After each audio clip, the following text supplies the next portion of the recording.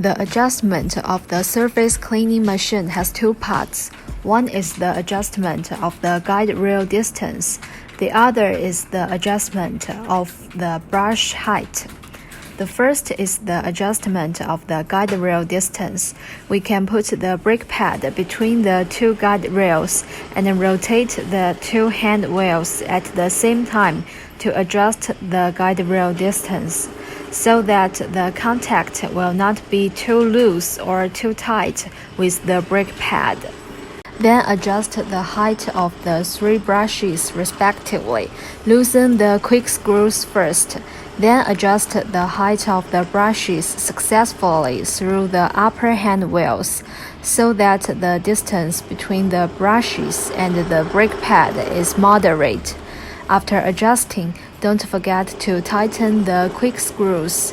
In this way, the hand adjustment is completed.